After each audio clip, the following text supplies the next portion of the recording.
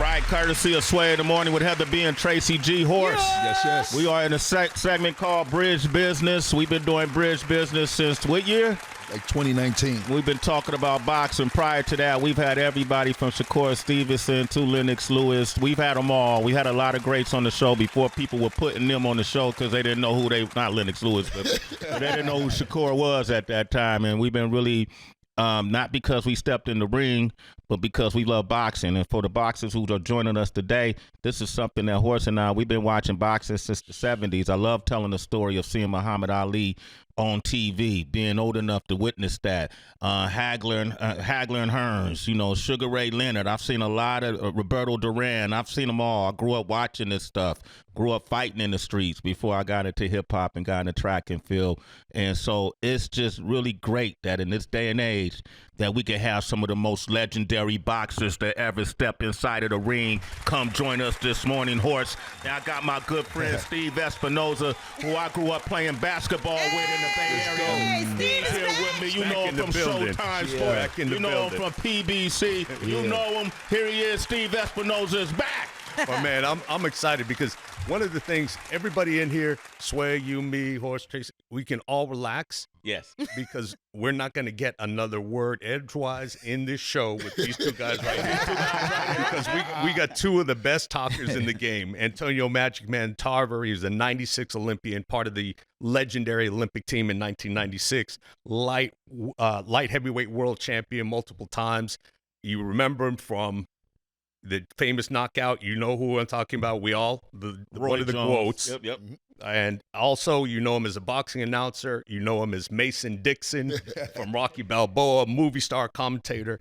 And my man Zab Judah, Zab Super Judah. Come on, also. man. Come on, Brooklyn.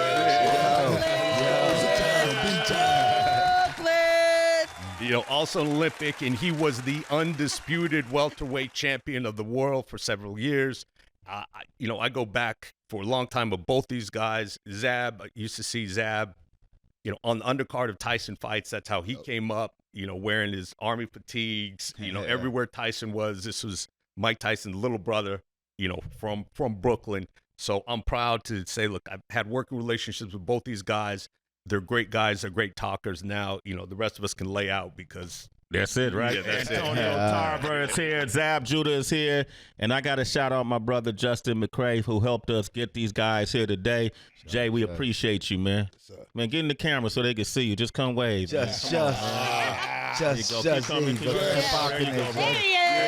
you go, man. Town business, man. That dude loves boxing, man. Steve, I was supposed to introduce you to him years ago, but this dude loves boxing. Oh, yeah. I've seen him around. Yeah, he loves boxing. He always hits me about, fighters that he's working with, and his commentary as well goes real in depth. Welcome to the show, fellas. Welcome to the show. Let's get straight to it, man. Let's get straight to it. The big event is taking place this Saturday. Man, the audience, the boxing world is very divided on this one. Steve Espinosa said you could kind of see the divide when it comes to race, right? The majority of black fans are voting for Crawford, or they're rooting for Crawford. The majority of Mexican fans are rooting for, Canelo.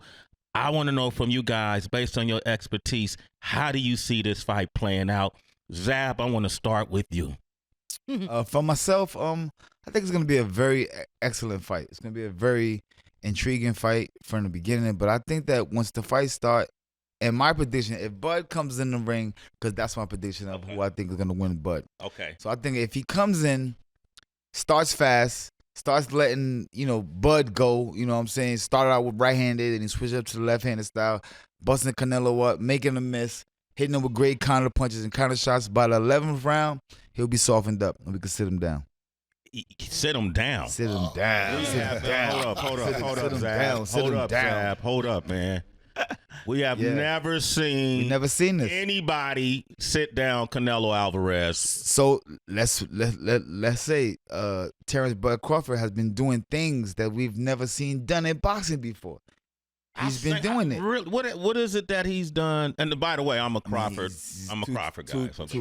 He was the first man to become undisputed All right. 2 different times. I mean, the way he's moving up and down the scale of the weight classes and dominating these fighters. Well, nobody thought he was going to dismantle Earl Spence like that. Yeah. Nobody thought that. Well, hold up. One person did. I mean, yeah. I mean, okay, even though Tarver said that, but we didn't think he was going to do it like that. Yeah. You know what I'm he did saying? We knew he was going to beat him. We didn't think he was going to do it like that. Like he was going to dominate him like that. Right. But you know what I'm saying? Earl Spence is one of my favorite fighters. You know what I'm saying? He still is having a tough time coming back around. You know what I mean? So when fighters are doing things like that, that's the level of greatness that I'm saying that we're gonna see tomorrow night. Okay. And what about you, Antonio Tarver, who is very I was telling Antonio that how much I enjoy his commentary and his expertise when I watch him cover fights, even if he's covered it from home live from his IG.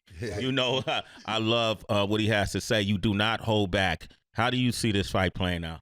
Well, I must say, I'm Bud County all the way. Bud you know County, what I'm saying? right. I've been following this guy for a long, long time, man. Southpaw, switch hitter, and he's a two-fisted monster. Yeah. You know, he used those hands better than anybody. And but he is fighting Canelo Alvarez. Right. You know what I mean? I think moving up 2 weights is going to be challenging. Mm-hmm. But if anybody can do it successfully, it's a guy named Bud Crawford. How is he going to do it? Zab said if he softens him up by the 11th round, he could sit him down. Well, when you look at Canelo last few fights, he hasn't been really active. He hasn't been throwing combination punches. It's been like one punch at a time, one here, one there. And I think he's going to have to get back to his boxing combination style. I think if we see the Canelo, and I call him Saul, with Saul show up, the one guy that defeated Plant, that was the active Canelo that I believe will give anybody problems. But the Canelo we've been seeing recently, it just seemed like, you know, he don't have that hunger or intensity that he used to have when he was a young kid coming up. And I think when you look at it, being hungry in boxing is important. You know what I mean? I think they're fighting for 2 different reasons tomorrow night. And I'll give you the rebuttal. So you got a guy in Canelo who's been in there 3 times with Triple G. Right. One of the best punchers of his generation. Been in there with Bivol, another guy with power. He took it all. Why is Bud different? You're saying, you know, Bud is going to do something that Canelo and Bivol were unable to do. Skill. A different type of skill level. Different type of skill level. I'm telling you, watch. We're gonna see it tomorrow night. It's different skill level when it comes to this. The hand craftsmanship is different. Watch. And I can say when you look at those fighters that you mentioned, GGG and Bivol, they're great fighters, but I don't think you can classify them as sharp punchers. Right. Sharp punching is a different type of punch. It feels different. You understand? It has leverage, and you're hitting the mark. You're hitting this guy where it hurts. Right. That's a difference, and I call that GPS. A lot of guys don't have GPS on their punches. They don't know where they're going. They just swinging. They Swinging. Yeah, like that GPS. They ain't got no GPS. no real landing mark. Right. You know what I'm saying? They turned their location off, right? All right. Horace, what are your thoughts on this? Well, I'm going to T Bud, but I want to know who wins this fight, the boxer or the brawler in this fight? Well, The boxer boxer. always going to win. It's always going to beat the brawler because the brawler is not in control. You know what I mean? He just swinging punches. The boxer is always under control. He understands what's taking place right in front of him. So y'all both believe that Bud going to finish by knockout. If it go to a decision, what do you think about that? That's what I'm thinking about. The only way Bud could win for me is It's by by knockout. knockout. Wow. Well, I mentioned that when you look at Canelo close fights and it's controversial fights, you know, he's a favorite fighter, bro, and it's Mexican Independence Day. Right. You know what I mean? And weekend. I don't know if that matters at all, but yeah, he's the undisputed champion. So it's that old added statement that you got to take the title from the champion. Yeah. I think it looms this weekend. Because he's Canelo Alvarez. Wow, man. Now what about this way? I also got something else in mind. I'm also leaning towards, because of it's such a big Independence Day and Canelo has been such successful and it's like his This thing. weekend. What about a draw? Oh yeah, a draw. Everybody seen that draw coming? You see that? Don't kill me, Vegas. No. I told these guys yesterday, I think it's going to be a close fight. I don't think it's going to be a lot of action. I don't, because I just think they're both very technical fighters. You're right, Canelo hasn't been that active. It's tough to counter punch off a guy who isn't that active. So Bud's going to have to step on the gas and be aggressive. Will he or will he? I think it's going to be really close. I think there's going to be a lot of arguments after this fight. Well, how do you believe, because Espinosa is leaning Canelo Alvarez, and it's interesting that all the three black guys pick Crawford and the one Mexican. I'm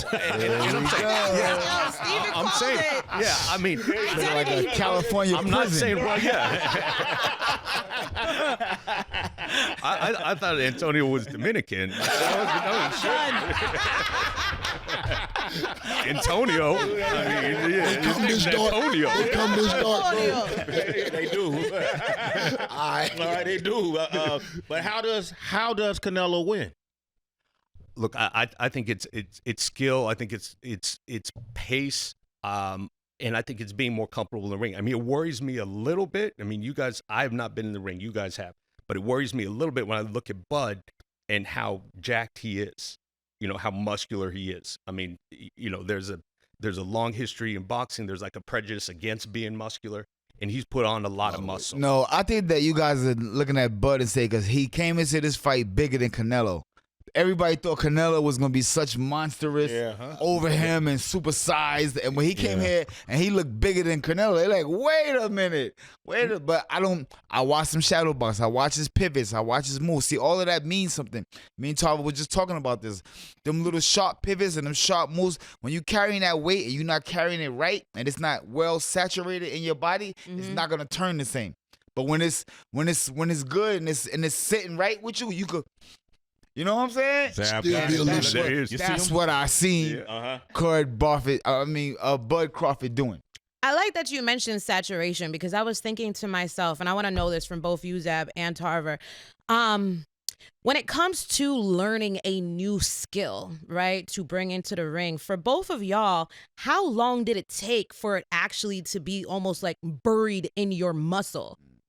Lifetime. But outside of a lifetime, say when you're preparing specifically for a fight. So you're saying the game plan itself, if you have to make adjustments, how long does it take for you to really get acclimated to what you're doing? Or something specific that you have not used in another fight. When you know the game, you can always Adjust. insert some things. You know what I mean? You don't want to change your whole style. You want to stay within your realm of what you do. But yeah, we can always do that because we have the insights of boxing. So you can bring something new to us and we can incorporate it in our game. Yeah, I mean, it takes a smart fighter to do that without having to change his whole style. But the elites can do that. Right. The elites can do that. And I would say, like, if you put in something new, a new repertoire into your game plan during training, it'll probably kick in around the 8th week of training, like when you'll have it like sharp, 8th, 9th, 10th week of training, it'll kick in really good. You know what I mean? If you consistently work on it. Of course. Because if you know anything you add in new, if there's no consistency, it's not gonna work. Is there anything outside of, your physical training that has really upped your game mentally, that you feel like took it to the next level for the both of y'all? Whether that's a book or a film, or maybe it's studying an athlete in a completely different sport. No, for me, it's the experience. Every time I step into the ring, I learn something new. It could be with an amateur. It could be with a solid professional. It could be with a guy I'm just working with. It could be with a pad man showing me something, a flip and a move, and I'm like, ooh, add that to the repertoire. So in this boxing game, no matter how high you go up, you're always constantly learning. Yes. Love it. You agree with that, Antonio? Of course, I echo that. Yeah. Yes, sir. And I mean, you got to just keep learning, bro. Yeah. And when you also mentioned the sparring, whatever game plan that you incorporate into this, okay, say we need to do this, we got to see it in sparring. If you're not doing it in sparring, you can't expect to see it in the fight. Facts. That's right. So you got chances to get your reps in. You know what I mean? If a guy have a low hand and he getting hit with left hooks like Haney did, fight against Ryan Garcia. We need to see him blocking that and sparring. So when he goes back to the ring, okay, we're not worried about that left hook. So that makes the whole team comfortable. And when a fighter see that he's advancing, now he's on his bicycle. He's going fast now. He's excited. that he see himself elevating. But we learn from everybody. Yes. You know, like Zab just said, the fighters that are on top. You know, I'm sure Bud watched a lot of great fighters Absolutely. to build himself to where he's at today. Mm-hmm. You know what I mean? Yeah, how do you prepare? How do Canelo prepare for a guy like Bud? I see that he was he was sparring with Jerron Ennis, Jerron Bruce Ennis. but Ennis never been in there with Bud, so it's like he's not fighting a guy that was in there with Bud. It was like, hey, he pulled these type of tricks and traps on me. How do a guy like Canelo? Because Bud is definitely fighting the bigger guys, you know, as far as dealing with power and getting hit. So how does Canelo prepare for a guy like that? To me, it just showed us. To me, it just showed a sign of that he's a little bit desperate and a little bit worried about what Bud can possibly bring. Because for you to go grab a guy like Boots, for you to go grab a guy like Boots, such, you know, I mean, compared to Canelo, for you to go grab a guy like Boots, I mean, there's a little worry there, a little bit. Like you wait a minute. I heard. What's the worry though, Boots? I have a different opinion on that. But why is that desperate? Because you feel like Boots. Why? What do you mean? I mean, I feel like he wants to go find the youngest, baddest, Like it's a reach. strongest. Yeah, Like a it's reach. a reach. Like, Okay. yeah, you reaching. Let me find the youngest, baddest Afro-American young kid out there that's coming up. Let me get all of those guys in my stable as well. You know what I'm saying? Here's a guy that was reaching for Crawford at one time, and the fight was supposed to be made, but it never happened. You know what I'm saying? So let me go grab him. That's not gonna help. It's not gonna help. My opinion on that is, when I look at the fact that he went and got Bruce Ennis, and he went and got a guy from Orlando, Vasant Blas. This guy was an Olympian, tall guy, and he's a killer. You know what I mean? It shows me that Saul Canelo Alvarez has taken this fight deadly serious. Because you could have got anybody, but you invested and brought in a world champion. Bro, you know, it costs a little bit more than just bringing in your regular fighter. You know what I mean? Yeah. So he's invested in this fight. Okay. And it wasn't about the money. So when you bring a guy like Bruce Ennis in, you serious. You trying to get a guy that can really replicate Crawford Yeah. in so many ways. I love how you guys have differences of opinion. Yeah, 'cause I disagree. He got $150 million for the fight, so the money wasn't out. He could bring in whoever he want to bring. I believe he got a little nervous. Bring people back from the dead for that money. Well, yeah, we was talking with Steve the other day and Shakur, and they have some really interesting things to say about some of the exhibition fights that are happening. For example, Mike Tyson versus Floyd Mayweather, and they actually changed my perspective on it, because I initially was saying, that's not a fight I necessarily want to see. Fire. Right? But Shakur was like, well, what are you talking about? These are two legends. Let them live. Let them eat. We see that happen in basketball. We see that happening in golf. We see that happen in other sports. Why not? And as I thought about it, I was like, yeah, maybe. Yeah, those two of my favorite fighters of all time. Why not? Right. What are y'all thoughts on it? I love it. I think for both guys, you know what I'm saying, starting with Mike being 59 years old. Yeah. To be 59 years old, to be an ex-fighter, to be retired, and to have another chance to get your body and your mind and your physical and everything back into good shape, to get back in here and compete again. All of us know right now, to fight, to get back in the ring and do what you got to do to fight, that's very hard. Yeah. So for Mike to be doing that at 59 years old, that's long life for him. Mm-hmm. That's long life. You know what I'm saying? Where else at 59 years old can Mike Tyson go, or anybody go, and make $25 million in 20 minutes for, you know, for doing something you've done for the last 30, 40 years? Oh, my God. A point has been made. Okay. That's it. I love that. I love it. But one thing they're going to have to be concerned with is the optics. You know, we still got to watch this. Yeah. You understand? Uh-huh. Meaning, it's not common that we see a guy so much bigger than the opponent in the ring. That's a fact. You know what I'm saying? And then Right. how is it going to look for real, for real? So that's something we're going to have to It's a street wait fight, on, Tarver. bro. You know what it is. David and Let's go. Goliath style. Ain't no weight class. Let's go. This is Okay. barbaric. Okay, well, Let's with go. that said, then let's go to the next fight. Jake Paul versus Gervonta Tank Davis. These are active fighters, right? Right. Mhm. This seems like a kind of a spectacle, right? Because of the size. And when you talk about the optics, Tarver, you know, what those optics are going to look like are crazy. But what do you think of Tank taking this fight? Oh, man, it's an opportunity. You know what I'm saying? These guys are right now, today, boxers are getting unique opportunities that we never had in the past. And, you know, these guys are smart to take advantage of it. But spread the wealth. There's a lot of more names out there that can get involved, bro. You understand? You know, spread the wealth. That's my only take. Yes, and. Well, we're starting to see that happen because, you know, recent headlines tell us that Zab Judah is returning back to the ring. Oh, yeah. But he's not fighting a boxing champion. He's fighting one of the world biggest names in the digital spaces, one of the most successful people out there, and one of the most entertaining, and one of the most athletic people out there. You fighting speed, right? Sway trying to break news. Nice, Breaking nice. news. Yeah, man. See, now we talking. We got Zab coming back. Sway breaking news. Listen, man, I'm just coming back to have some fun, man. I just loving the energy and the space that the Most High has put me in right now. You know what I'm saying? Me sitting here right now, being 48 years old, feeling great. You know, hanging out with my peers, my guys. He's looking great. We're looking great. We're feeling great. We had a great event.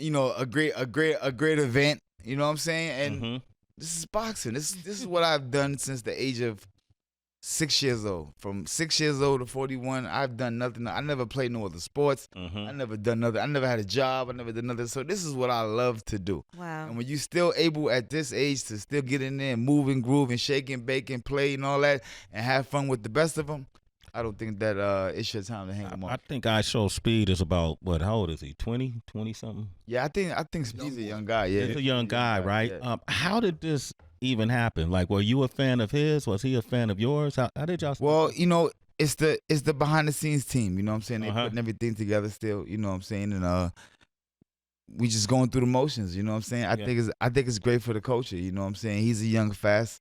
I like that guy. New fly guy. You know what I'm saying? I've been here. My speed is solidified. Yes, indeed. You know what I'm saying? I mean, he's trying to establish. Would you hit him hard? He's trying to establish. Would you hit him with the same punch you hit Floyd with? He's trying to establish who he is in this game, so I got to solidify who I am in this game. See, you know what I mean? Why didn't Canelo call you? Because I think you have problems with southpaw fighters. I think I've really never seen him fight too many southpaw fighters, and y'all being probably the slickest southpaw fighters that I know. Why didn't Canelo call you for like far as sparring and getting a few pointers from you? Because you know Bud is gonna switch up, and I feel like he got to fight southpaws. I don't think that I would have been the right guy to spar with Canelo or doing like that. You wouldn't have showed him something from a southpaw stance, like far as like what to look for to go against my boy. No. Oh, that's why. I'm not sure. That's why. There we go. That's why. I'm not gonna show you that. What I say yesterday, it comes down to loyalty. That's my boy. What you mean? Now he fighting another southpaw, and it was an opportunity. Yes, I'll go help him. Of course, I had nothing against Canelo. But not against Bud. Not against Bud. I had nothing against Canelo. Right? I say I like Canelo. He's a great fighter. I watched him transition from Canelo Alvarez that fought Floyd to Canelo Alvarez, who he is today. That's that's two different fighters. Yeah, I want guys to know that the guy that fought Floyd and the guy that's fighting tomorrow night. That's two different guys. That's two different guys. So you know what I mean. So it's a different spectacle. We watched him get better and transcend right in front of our eyes. Yeah. We watched him with the defense, with the head movement. At first, I can remember the Canelo that was still stiff, coming straight at you, just throwing punches. Now, you know what I'm saying? He's he's great right now. Complete fighter. He's a completely different fighter. We're gonna open the phone lines up 888-742-3345. Give a round of applause for our panelists. This is mad interesting. Steve Espinosa, Zab Judah, or Jab Judah, however you want to call it. You know, man. Antonio Tarver is here as well. We're gonna go to line one. We got my man Z on the line from Tampa. Z, what up? Z. Homeboy. What's up? What up, man? Say what's up, man. Up? We got champions in the room, Yep. Z. Come on, man. Sit. We got a whole room full of gold in there. You know what I'm saying? Yo, shout out. I'm gonna give my shout outs to Magic, man. I live here in Tampa. We used to go to church together at Bible Base Fellowship. Oh wow, Yes, beautiful. sir. Wow, man. Yeah. Yo, Oh, y'all don't think I go to Shout church? When you was hitting on people, Man of God, that's right. you was beating up a lot of people, then asking for forgiveness. yo, straight up in church with his glasses on. Yeah, with his sunglasses on. Yo, Jab Judah, yo, brother. Hey, man, never ran, never will. I'm from Brownsville. Yeah. I love the work. I love your body of work. And tomorrow, Mr. Espinosa, I don't know you, but, shouts out to you, and I'm a citizen. So one more thing I just want to say is, nobody really talks about Canelo and how Canelo, like Zab said, it's two different persons, but two different people. Canelo always walked down an opponent before he even hits the ring, and he has not done that to Crawford. In all the face-offs I've seen, he has not done that. And it's going to be a great battle tomorrow because I've been waiting for this for years, for a good battle like this. It's interesting you bring that up because we had a caller call earlier this morning. I want to get you guys' feedback, you three. The caller asked Horace and I, this being as huge of a fight as it is, in my opinion, there's not a bigger fight that could be made in active boxing. But he doesn't feel like we'll see another mega fight like this for another 10 years. What are your thoughts? That's a long time. Isn't that a long time? Like, it's a long time. I don't mean to cut you off. Yeah. No. What are y'all thoughts on that? But this is what we talk about. I mean, that's unpredictable to say right now because you can't say that. I mean, we just seen Jake Paul call out Tank. Mm-hmm. So we just seen another SPAC, saying something different in the weight class that nobody would ever think happened. So, we don't know what can happen after that. You know what I mean? Something special could happen after that. We never know. Are there boxers you think could, within 10 years, have the brand equity of a Canelo and a Crawford?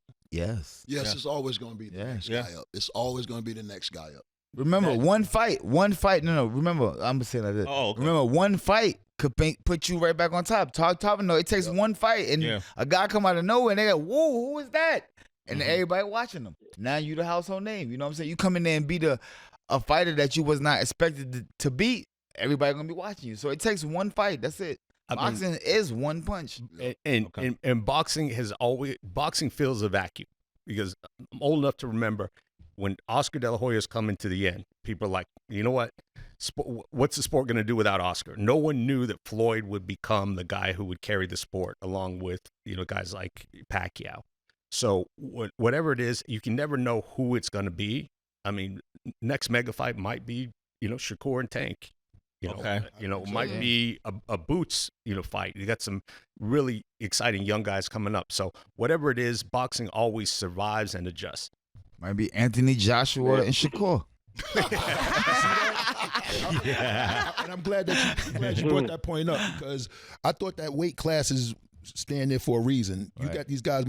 Bud is having the biggest fight of his career. He got to move up 2 weight classes. That's why I couldn't understand why David Benavidez and Canelo. I thought it would have been a bigger fight than Bud and Bud and Canelo. What do you think about that? Well, I definitely think he should have fought David Benavidez, man. But a lot of times, these guys, camps or whatever, feels that it's not a good matchup. It's not a upside. It's not worth the risk, basically. High risk. High risk, and I don't know. When you look at Canelo and the pride that he has, the Mexican pride and everything, I think he would prefer to lose to an American rather than lose to a Mexican. You know what I'm saying? That, now that's all my Mexican fans loving this guy. You know what I mean? True. So it probably was something like that. See, that's the reason that fight didn't happen. I believe also that it got something to do with the culture of the nationality of the Mexican people with each other. That's like kind of like a little rivalry, and they don't want to see that. You know what I mean? So, Steve, can you comment on that being Mexican? Yeah, I mean, look, Canelo's got a lot of pride. You saw that the press conference yesterday. He didn't like how Max Kellerman was talking about the sport of boxing. Right. Really? He jumped in. Right. He jumped in. Max Kellerman was introducing Dana White, and he was saying, Dana's going to come in. He's going to save boxing. The same thing people have been saying. Canelo interrupted him. It wasn't even his time to talk. He's like, hey, boxing been big, and it continues to be big. Yeah. So that just shows a little bit of his mentality. He's not so locked in that he doesn't perceive these little slights. So, pride. Now, what getting to the Benavidez thing? I don't know. I don't think I know he's not scared of him. Maybe there's something personal. I don't know if something was done behind the scenes because the Canelo Alvarez that I've seen over the last 15 years, he don't run from nobody. Doesn't run from nobody. Yeah. Man, Z, thank you for your call, man. You're a citizen. A swing the motor. We got Carlos from Boston is on the line. He want to say what's up to you guys. Carlos, welcome to the show. What's up, Los? Hey, what's up, everybody? How you feeling? Feeling good. Peace, peace. What's up, man? Hey, I just wanted to thank. This is for Zab and and the rest of you guys that's been out there. Ever since I was a kid, I've been watching you guys box, and I want to give you guys your flowers and thank you for putting your blood, sweat, and tears out there and giving us the best boxing I've ever saw at my time. Also, I also wanted to say I watched Canelo and I watched Terence Crawford over the years also, and some things that we haven't noticed, I haven't heard you guys talk about yet, is Canelo's head movement and his punches to the body. He doesn't throw to the body too often. He's sneaky with it, and his head movement is smooth. But I don't know how can Terence Crawford avoid all that, because he's a good inside fighter also. What would you guys think about that? I think it's very risky for Canelo to risk reaching down to the body and trying to get butt. With him being a smaller fighter with faster hands, and he's a combination puncher. It's very risky. Yeah. But Bud is a tough combination, because on top of all his skill set, he's got a longer reach. You know, I think it's 3 inches. I think it's 4 inches. 4 Yeah, inches. it's crazy. 7'4", right? Yeah. So 7'4". that's going to be an issue. So not only does he have that physical advantage, but Crawford is very good about controlling the distance. So you put those two things together, understanding how to come in and out with a long reach, it's tough to get inside. And plus, like I said, Sway, I'm betting my money on anybody who mother used to go outside and pay kids money to beat her son up. I'm paying y'all real cash money to beat my son, and nobody got the money. I'm betting on that guy. You betting on that guy? Hey, Carlos, thanks for your call, man. You're a super citizen. Let's wait a I'm going to take one more call. AJ in Houston. We're covering the whole country right now. Love AJ, it. what's up? A to the. AJ, you there? Oh, yeah, I'm here. What's going on? Hey, man, we got champs in the building, man. Don't keep us on hold. Go ahead. Oh, yeah, you're right. That's my bad. Yeah, congratulations to all the champs and everything that they've done in their career. Just want to give a shout-out to Zab Judah. Man, I agree with the way your position on not willing to spar with Canelo, because all it's going to do is sharpen him up for lefties when he fights Crawford. So heads up to you, man. I appreciate your stance on that. I don't think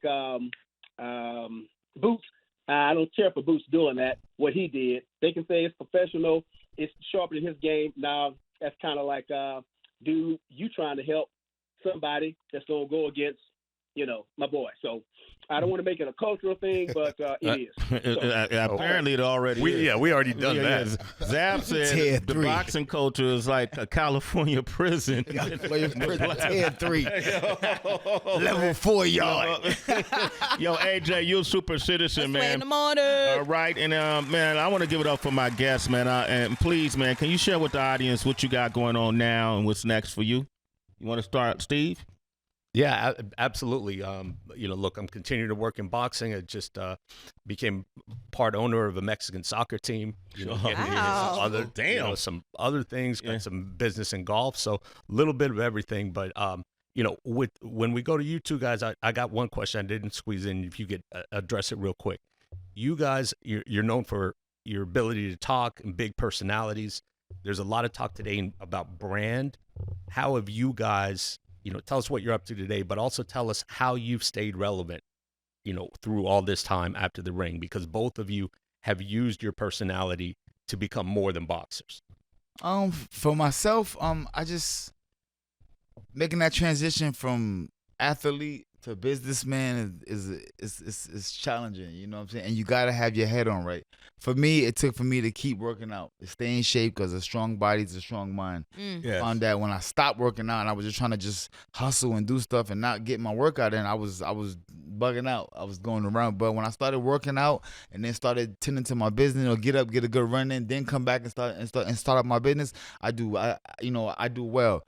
I work in the in the adult entertainment space, we have a adult entertainment line. It's called UndisputedToys.com. You can go to it, and we have all kind of special toys, for the ladies. Well, that took a turn. Yeah. I know. We have no merch. Undisputed Zab Judah condoms. I have my own condom work too. You know what I'm saying? So I'm into that. I have my own cigar. Super stick. I have my own super stick cigar. Like I said, I just love to get into the business. I have the merch line. I like to just stay in the business and just stay active. You know what I mean? One thing I couldn't do was just go home and just lay down and sit on the couch. Yeah, but Zab, the other thing you do well is you be in the community, man, and you let the community, they could see you, they could touch you. You know what I mean? They could be right there with you. And I remember going to some of the league fights that you would when you was putting together fights and stuff. And I remember looking around like, yo, I love how you was transit. Yeah, man. So you done a lot. That to me too is the things people see and some of the things they don't see that solidifies your brand. And I think that's why we're always happy to see you, bro. On top of everything else, on top of the sex toys. Well, Antonio, what about you, brother? Well, with me, bro, when I retired, you know what I mean? It was kind of bittersweet. And I just went on and started enjoying my retirement. I traveled, spent all the time with my grandkids, golfed a lot. Yeah. And then, with me just being a fan of boxing and listening to the commentary, bro. Night after night after night, I just felt like something was missing. Yeah. So I started my podcast, Tarver's Take, the most informative. Come on, the most informative take in boxing. You just got to remember where you heard it first. Okay. You know what I'm saying? Yeah. So, when I got back on my podcast, I started reaching out to people. People started feeling it, and I got the responses back. But I wanted to get back ringside, bro. Yeah. That's what I really wanted to do because I think I have, I bring a type of unique insight to the game ringside.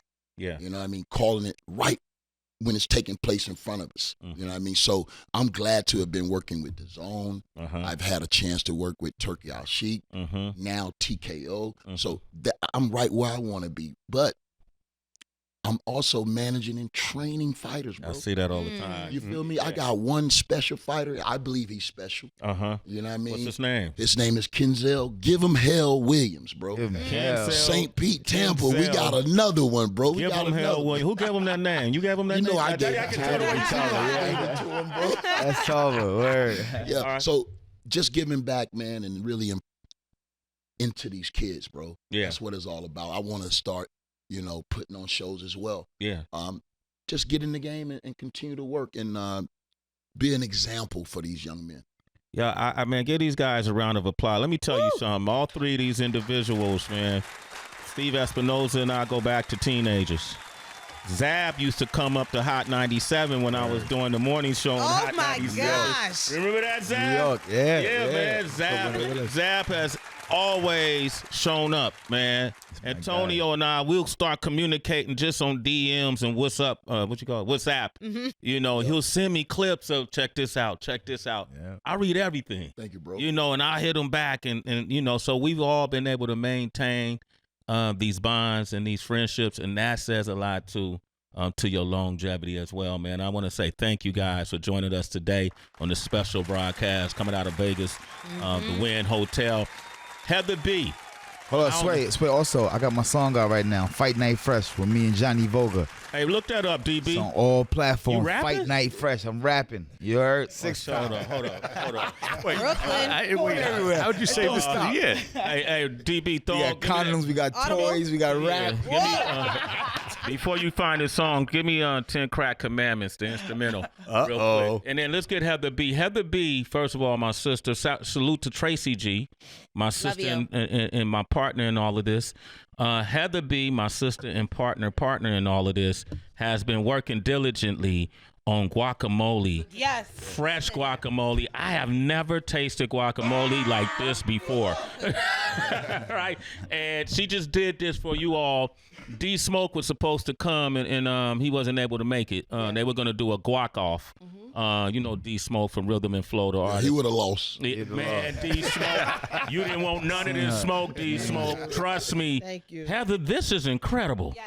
What is this? Thank you so much. I love guacamole. I love cooking, as most of you guys know. I'm just like a fun home cook. And normally when I do guac, I do a seafood guac, a king crab. But I realized over the years that a lot of people are allergic to shellfish. So I wanted to do something different this time and did a seasoned ground turkey. Yeah. And with the guac. So thank y'all for all the compliments. Any left? Yes, a lot. I just made a fresh batch. Yo, everybody who's here, everybody in the room, give yourselves a round of applause. Justin, thank you for your help this week. I appreciate you. James Tony came by as well. Salute to him. Champ. Say, hang out, guys. I'd like to give props to everybody. Like Jeremiah. Thank you for your team, your production team. Absolutely. Thank you so much. My nephew Mason on engineering this whole show the whole time we've been here. Thank you, nephew. I appreciate you. Let them know how they can reach you, Mason. Official Mason on Instagram. That's MAYZIN. Isaiah, thank you. He's working the camera, so when you see yourself, no, turn the beat off. Turn the end beat off. He's working the camera, so when you see yourselves, know that he was the one doing the direction, right? Yeah. Isaiah, how can they reach you? I see Isaiah on Instagram. IC.Isaiah_ on IG. All right, DB, you got that beat? Yo, Zab, what you gonna do with this, man? You rapping now, Zab? Sway. On the spot. Yeah. That's it. Yeah.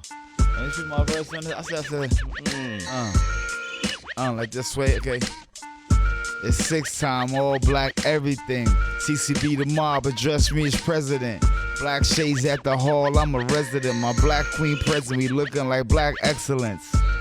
Every fight night, I gave the chills. I shed blood in that ring, making meals. I had Brooklyn in the crowd running drills. You gotta be the champ to be the champ. And still, I'm a bully. Southpaw outlaw, crown on the hoodie. Johnny had a couple 100 pounds, bought it to me, doubled up. Out in Vegas, calling rounds like a bookie. What's the business? Sky's the limit. I knocked out more niggas outside the ring than in it. From you understand my story. I'm from Brooklyn, all call outs is mandatory. Fight night fresh, not a fight night miss. Anything could happen on a night like this. Only Super Zab ever had it right like this. And that left still leaning like a little past 6. Hey!